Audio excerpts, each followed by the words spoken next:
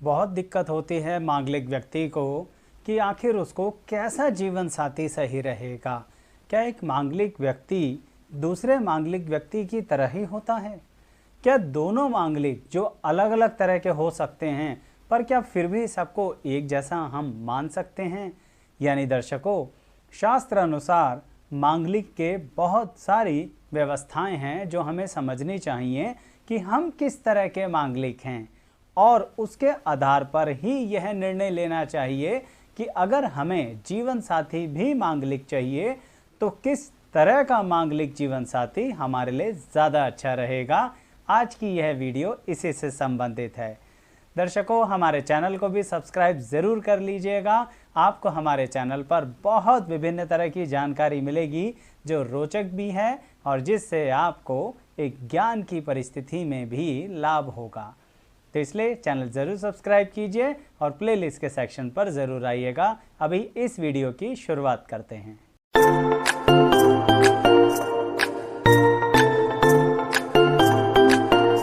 मैं एस्ट्रोलॉजर शैलेश जैन आपका हमारे चैनल पर स्वागत करता हूं। दर्शकों, कुछ परिभाषाएं तो आपको पता ही होंगी कि मांगलिक क्या होते हैं या मांगलिक कौन होते हैं। फिर भी आज उदाहरण के साथ बताऊंगा और कोशिश करूंगा आपको बताने की कि एक मांगलिक दूसरे मांगलिक से अलग कैसे होता है और किस तरह से जीवन साथी जो दूसरा मांगलिक हो सकता है आपके साथ, कौन ज़्यादा बेटर रहेगा। तो सबसे पहले ये समझ लीजिए कि मांगलिक के लिए कंफर्म ये होना चाहिए कि मंगल जहाँ जहाँ मैंने लिखे हैं उन हाउसेस में, भाव में, घरों में, स्थान में होने चाहिए। तो ये कौन कौन से हाउसेस हैं? पहला है लगन भाव, यानी अगर आपके मंगल अपनी कुंडली में यहाँ बैठे हैं, बहुत सरल तरीका है, अपनी कुंडली खोलो।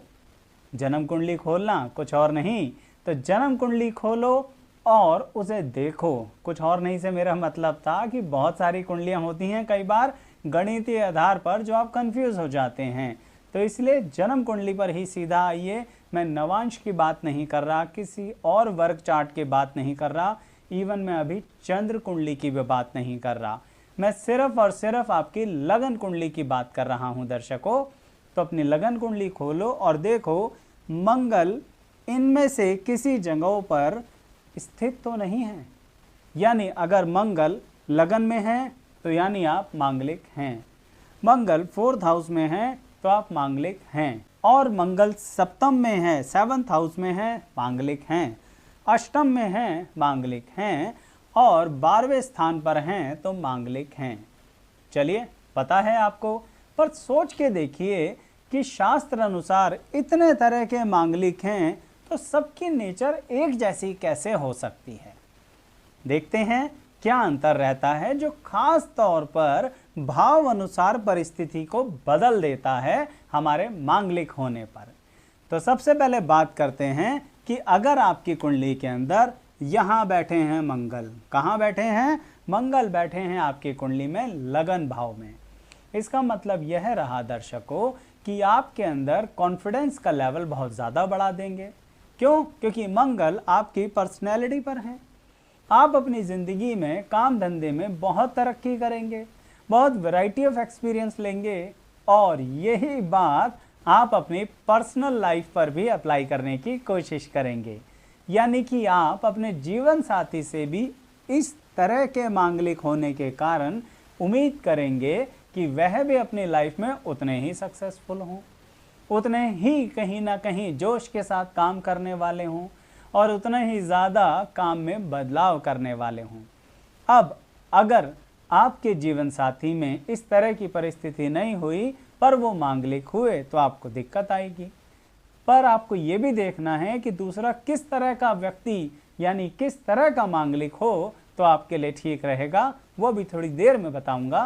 पहले यह समझ लीजिए कि लगन का मंगल कॉन्फिडेंस ज़्यादा देता है और ज़िंदगी के प्रति जुझारू बहुत बनाता है और ज़िंदगी के प्रति एक्सपेक्टेशन के दायरे बढ़ा देता है। दर्शकों, इसलिए आपकी एक्सपेक्टेशन बहुत ज़्यादा होती है अपने जीवन साथी से, और कभी कभी आपके जो प्रेम संबंध हैं वह भी टूट जाते हैं और शादी किसी अन्य व्यक्ति से होती है। यानी प्रेम संबंधों में तनाव दे देता है। लगन का मंगल, क्यों? क्योंकि संतुलन नहीं बन पाता या कुछ ऐसी बातें होती हैं जिसके कारण एक दूसरे को समझने में दिक्कतें आती हैं। चलिए 2 कदम आगे बढ़ते हैं।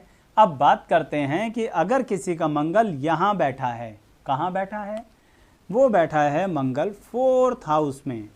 इसका मतलब क्या रहा दर्शकों? और साथ ही यह भी देखना है कि यह मंगल इससे अलग कैसे है।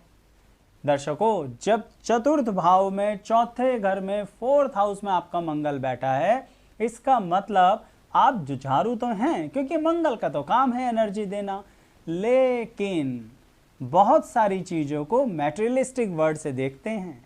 यानी कि आधुनिक युग के अनुसार किसी व्यक्ति के पास किस तरह से भौतिक जीवन का ग्रोथ हो सकता है, इस पर आपका पूरा ध्यान रहता है।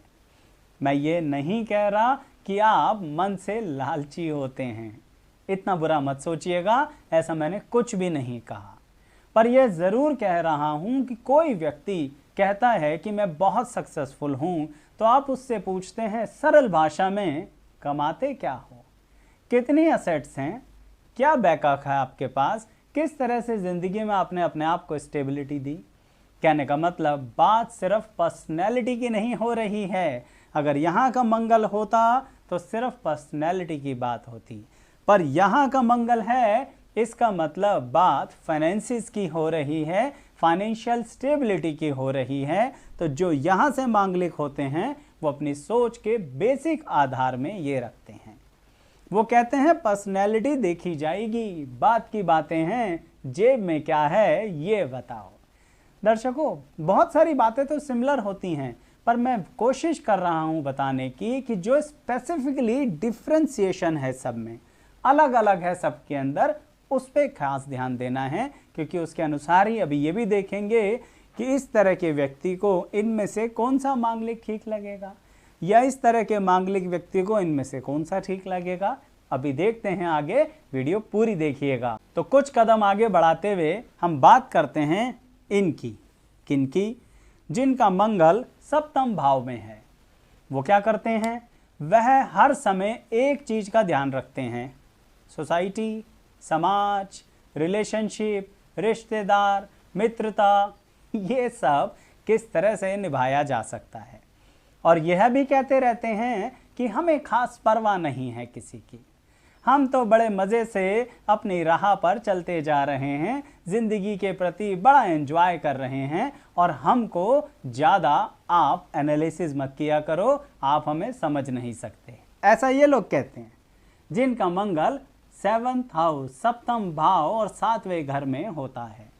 एक और बात बता दूं, अभी मैं राशियों की कोई बात नहीं कर रहा दर्शकों, मैं सिर्फ इस आधार पे चल रहा हूं कि मंगल आपका इन घरों में है, इधर और, तो इसका मतलब ये है कि आप मांगलिक हैं। पर हम देख रहे हैं कि मंगल का आधार भी आपके व्यक्तित्व में और मांगलिक की सोच में क्या अंतर करता है। तो खैर, ये समाज लेके चलेंगे, चाहे जिस सोसाइटी में रहते हैं वहाँ का समाज हो, परिवार का हो, किसी से संबंध तोड़ेंगे ही नहीं, हर पल हर किसी को अपने साथ लेकर चलेंगे। तो इनके साथ वैवाहिक जीवन में इनकी एक्सपेक्टेशन क्या होगी कि हमारा जीवन साथी भी ऐसा हो, हम सबके साथ चलते हैं, हमारा जीवन साथी भी सबके साथ चले। अगर हमारा जीवन साथी ऐसा है जो सिर्फ अपनी पर्सनैलिटी को देख के चलेगा तो दिक्कत आ जाएगी।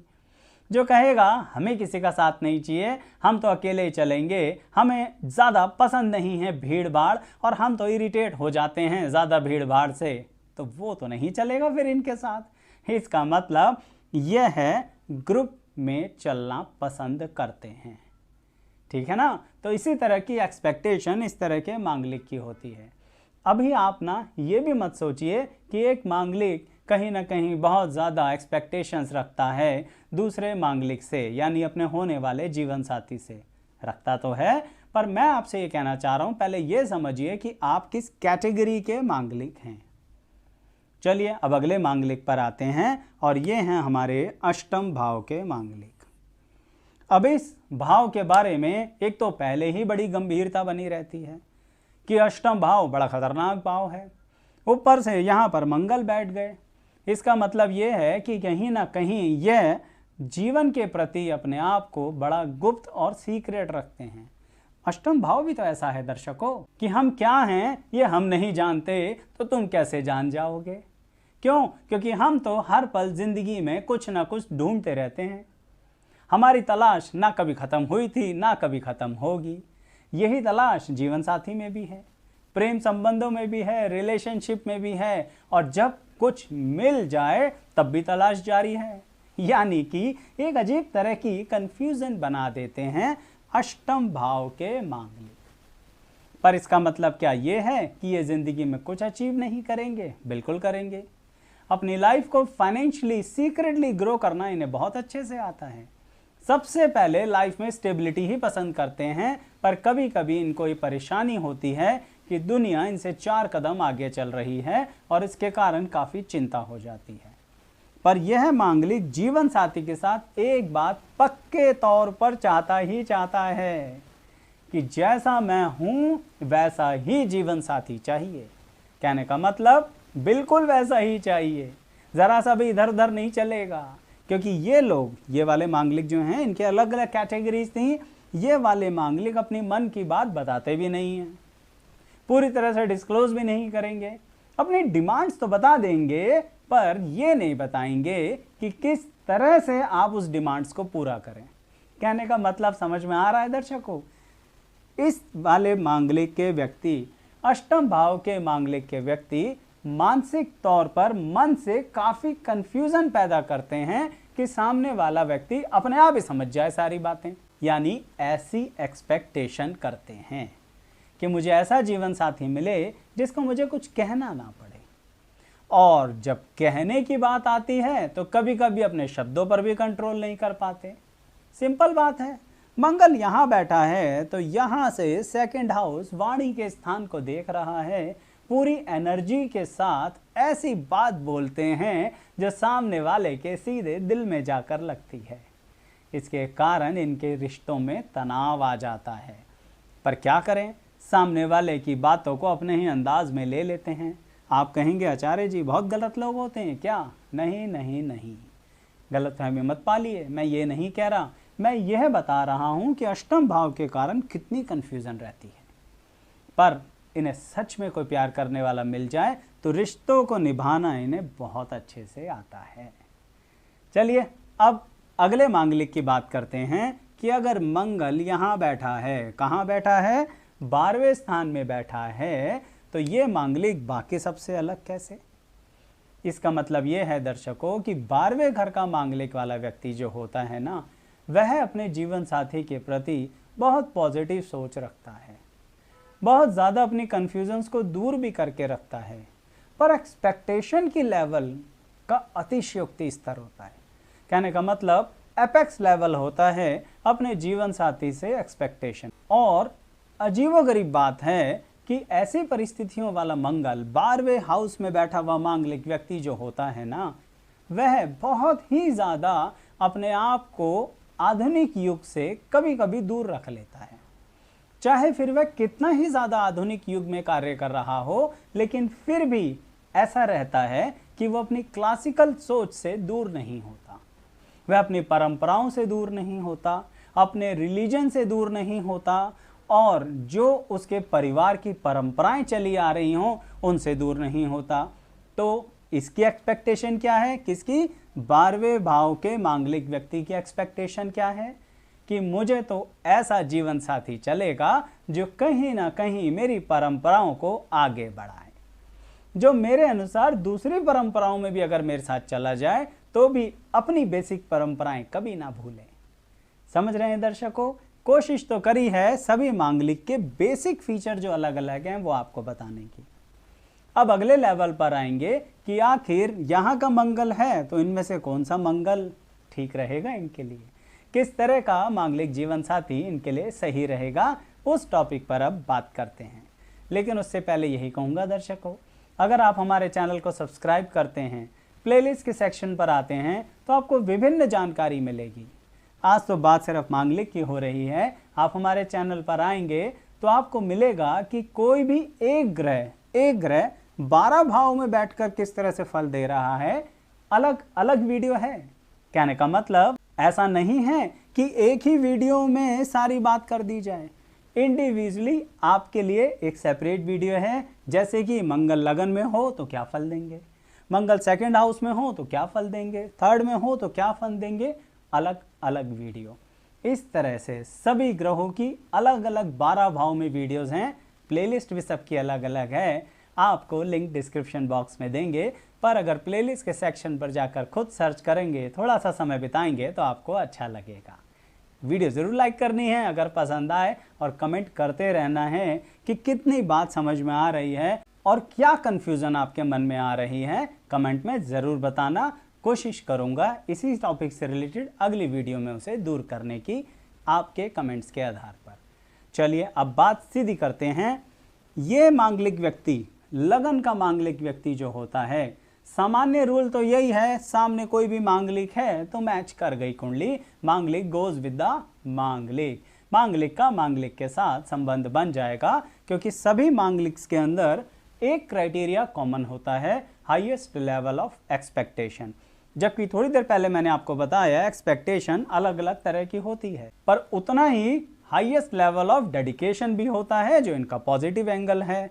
अब यही रीज़न है कि सामने से अगर उसी लेवल का डेडिकेशन मिल जाए तो मामला जम जाता है। इसलिए कहते हैं मांगलिक गोज विद द मांगलिक, मांगलिक का मांगलिक के साथ विवाह करो। लेकिन फिर भी हमारे सामने 2-3 ऑप्शन हैं।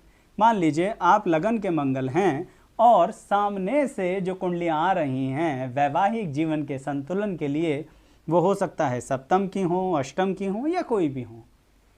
तो ये व्यक्ति तो पूरा पर्सनालिटी पे कंसंट्रेट कर रहे थे, पूरी तरह से कॉन्फिडेंस थे, तो एक्सपेक्टेशन तो कॉन्फिडेंस वाली रहेगी। तो पहली बात तो ये, सामने भी लगन का मंगल हो तो बहुत ही बढ़िया। पर अगर सामने लगन का मंगल नहीं है तो ऐसी परिस्थिति में इनके लिए ये 2 मंगल सबसे अच्छे रहते हैं कंपैरेटिवली। इसका मतलब ये नहीं कि इनके साथ विवाह नहीं टिकेगा, पर बात हो रही है कौन से ज़्यादा बढ़िया। यानी अगर कुंडलियाँ ऐसी आ गई जिसमें ये मंगल भी है या ये मंगल भी है, तो हम जीवन साथी के रूप में ये वाले मंगल वाले व्यक्ति से अच्छा रह सकते हैं अगर हमारे लगन में मंगल है।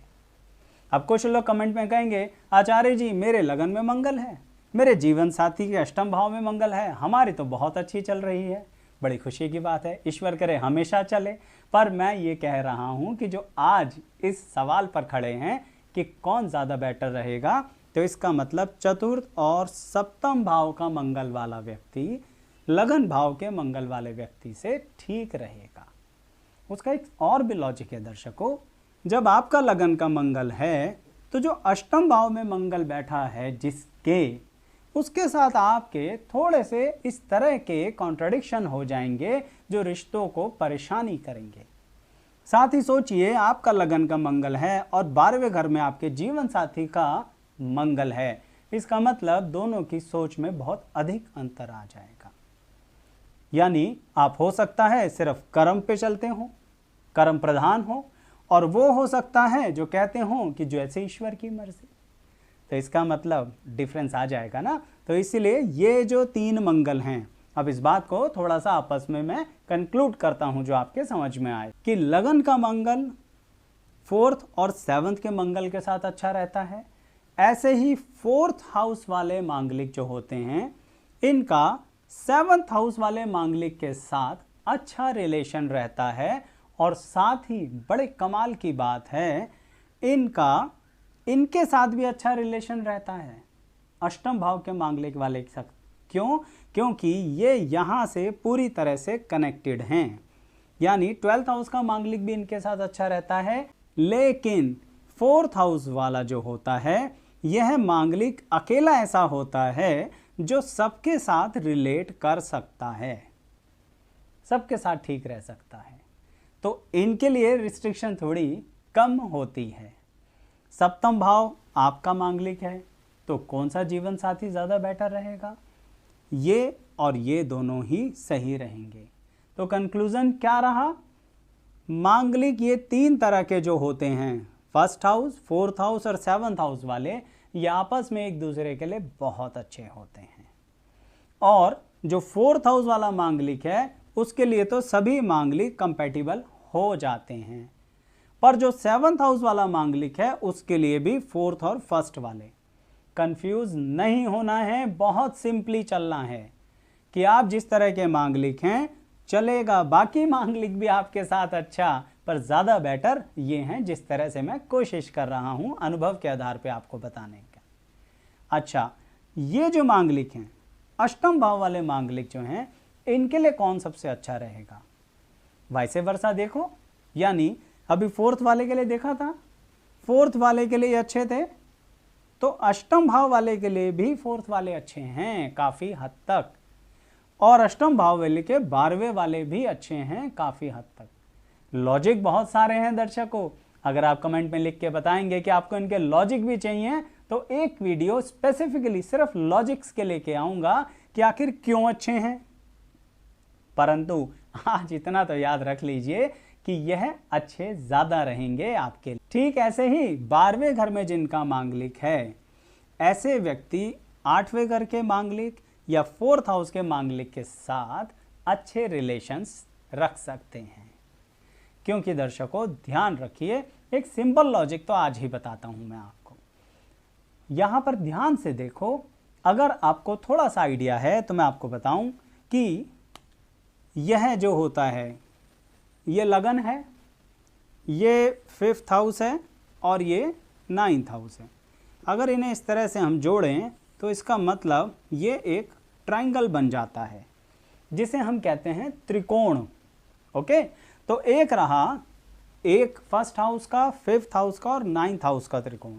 ठीक ऐसे ही एक और त्रिकोण है जो इन मांगलिक में बन रहा है, ये वाले मांगलिक में नहीं बन रहा, यानी 1st, 5th, 9th, 5th और 9th में तो मांगलिक होता ही नहीं है। पर जरा इन्हें देखो, ये हैं 4th हाउस में, ये हैं 8th हाउस में और ये हैं 12th हाउस में। ये एक त्रिकोण है, ट्रायंगल है, 4, 8, 12। इसीलिए 4, 8, 12 वाले मांगलिक एक दूसरे के साथ काफ़ी अच्छी कंपैटिबिलिटी बना पाते हैं। थोड़ा सा कंक्लूड किया है, डिटेल चाहिए तो बता दीजिएगा। इस त्रिकोण के साथ बहुत ज़्यादा विस्तृत जानकारी दूंगा, डिपेंड करता है कि आप चाहते भी हैं या नहीं। तो दर्शकों, आपके कमेंट्स का इंतजार रहेगा। बताइएगा ज़रूर कि कुछ बातें डिफरेंट समझ में आई या एनालिसिस आपको पसंद आया। कमेंट्स करके ज़रूर बताइएगा और लाइक ज़रूर कीजिएगा। चैनल सब्सक्राइब करके बेल आइकन ज़रूर प्रेस करना है। आप सभी का यहाँ तक बने रहने के लिए बहुत बहुत धन्यवाद।